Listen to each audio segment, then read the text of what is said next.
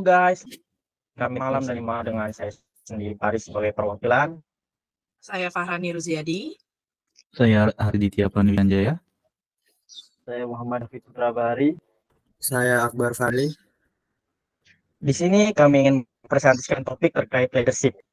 Di sini juga saya sebagai presenter pertama yang akan menjelaskan tentang apa itu memimpin proyek, seperti apa proyek leadership yang berkualitas, terus gaya memimpin yang baik, dan pemimpin yang menjadi contoh. Pemimpinan proyek berkualitas. Nah, membangun ini kan pemimpin itu gak cukup kayak kita itu butuh kepercayaan diri, tapi ada juga yang lain.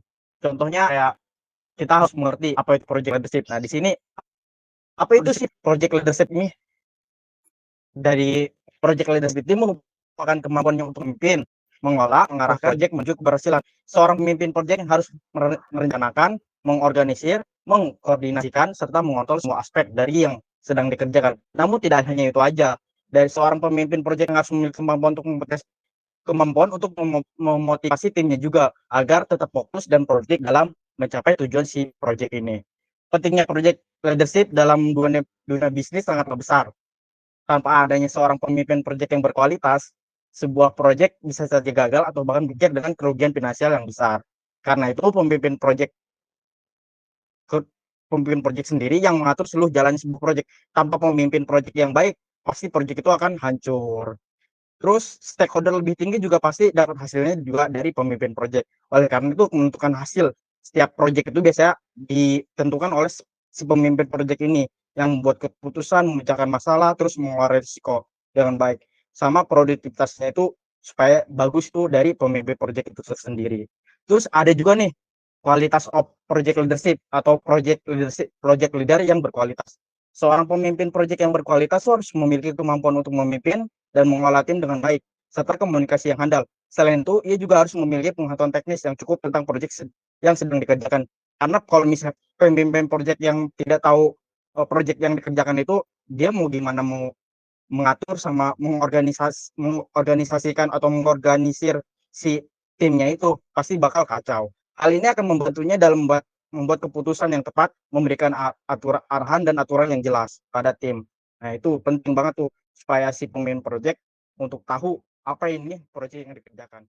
Untuk selanjutnya, building and managing teams. Membangun dan mengelola tim efektif adalah kunci kesuksesan dalam setiap proyek. Itu adalah tugas dari leadership. Hal ini melibatkan pemilihan anggota.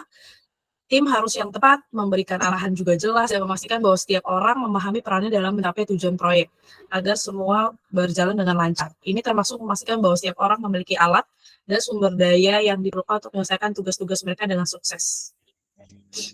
Dilanjutkan dengan efektifnya komunikasi. Effective communication. Komunikasi yang efektif sangat penting banget dalam menjalankan proyek tersebut. Tanpa komunikasi yang baik, tim dapat tersesat atau kehilangan arah, apalagi dalam keadaan kalau miskomunikasi. Kita bisa ribut satu sama lain dan kesalahan lain sebagainya. Tanyakan pertanyaan dan pastikan bahwa kamu memahami apa yang sudah dibicarakan sebelum memberikan tanggapan-tanggapan ke dalam tim proyek tersebut. Decision making and problem solving. Pengambilan keputusan dan pemecahan masalah ini adalah keterampilan yang sangat dibutuhkan oleh pemimpin proyek. Ketika Anda mengambil keputusan, Anda harus mempertimbangkan berbagai faktor seperti biaya, risiko, dan manfaat untuk proyek tersebut. Untuk membuat keputusan yang tepat, Anda juga perlu memahami tujuan proyek dan apa yang ingin dicapai oleh tim Anda. Motivating and inspiring teams. Kita juga harus memotivasi dan menginspirasi tim adalah kunci untuk mencapai tujuan proyek. Itu adalah sifat ke-leadershipannya setiap manajer proyek. Sebagai pemimpin proyek, Anda harus dapat membangkitkan semangat dan antusiasme dalam tim-tim Anda. Hal ini akan meningkatkan motivasi mereka dan mendorong mereka untuk terus bekerja keras mencapai suatu tujuan dalam suatu proyek. Bisa dilanjut oleh Kak Ardi. Oke, selanjutnya dari saya, managing stakeholders.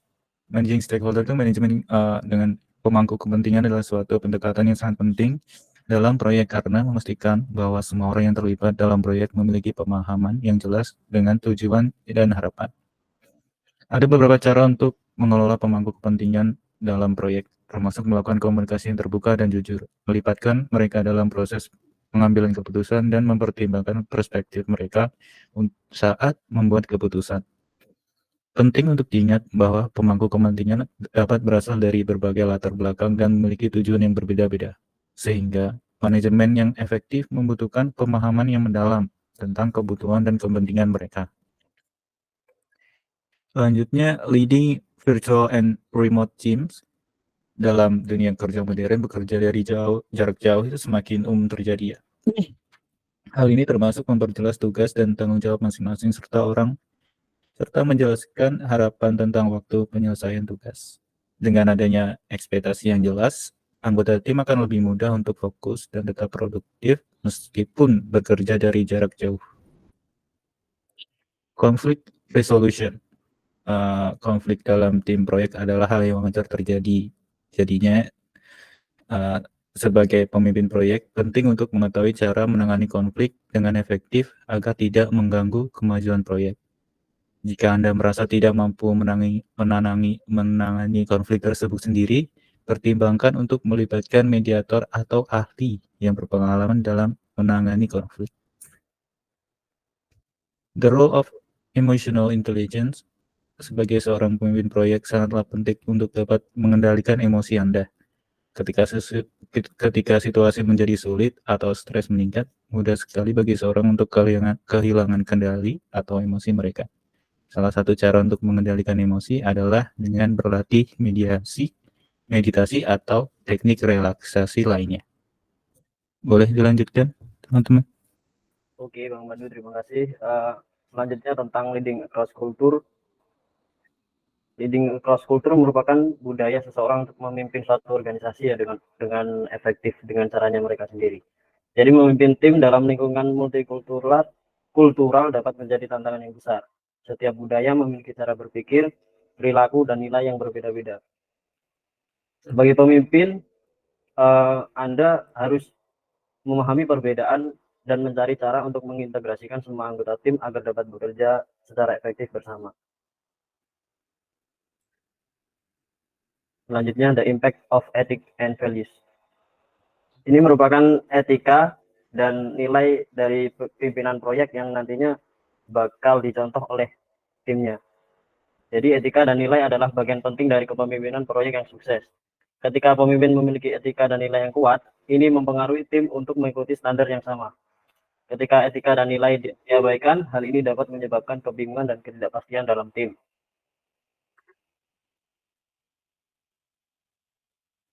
Case study. Jadi studi kasus tentang kepemimpinan proyek yang sukses dapat memberikan banyak pelajaran berharga bagi kita. Salah satu contohnya adalah ketika seseorang memimpin proyek berhasil mengatasi masalah besar dengan menunjukkan keberanian dan kreativitas dalam mengambil keputusan. Dalam hal ini, seorang pemimpin harus memiliki kemampuan komunikasi yang baik dan mampu bekerja sama dengan orang-orang dari latar belakang yang berbeda. Jadi sebenarnya jadi pemimpin itu susah ya teman-teman. Jadi kita harus gimana caranya kita mencari cara yang paling efektif agar masalah dalam tim kita dapat terselesaikan dengan baik, dan kita sebagai pemimpin harus memastikan bahwa kondisi itu selalu kondusif dan nyaman bagi tim kita. Oke, mungkin bisa dilanjutkan teman-teman. Oke.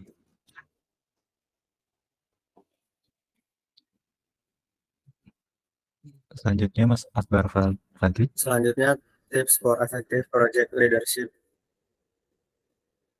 Yang pertama, yaitu kenali tim Anda. Sebagai pemimpin proyek, penting untuk memahami kekuatan dan kelemahan setiap anggota tim Anda. Ini akan membantu Anda menempatkan orang di tempat yang tepat dan memberikan tanggung jawab yang sesuai. Selanjutnya adalah komunikasi yang efektif. Pastikan Anda selalu terbuka dan jelas dalam komunikasi dengan tim Anda.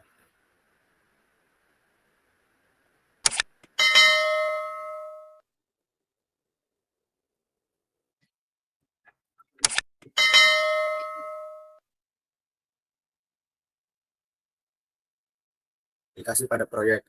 Selanjutnya, fokus pada tujuan. Jangan terjebak dalam detail kecil yang tidak relevan.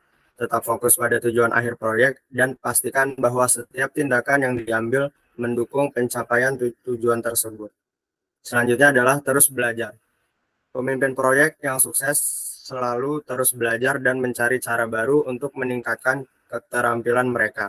Berpartisipasilah dalam pelatihan dan baca buku tentang kepemimpinan dan manajemen proyek.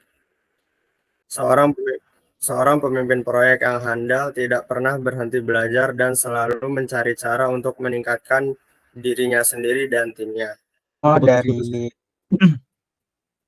Nah, itu semua dari presentasi kami. Baik dari misalnya kesimpulannya itu bahwa pemimpin proyek itu kita nggak boleh kayak oh, kayak egois, nggak boleh namanya mementingkan diri sendiri. Terus harus namanya pemimpin yang jadi motivator, harus menjadi Betul. pemimpin yang pandai berkomunikasi, terus pemimpin yang berkualitas, dan pemimpin yang menjadi contoh, serta pemimpin yang baik dan handal dan bisa menengahi antara satu dengan yang lainnya. Betul sekali.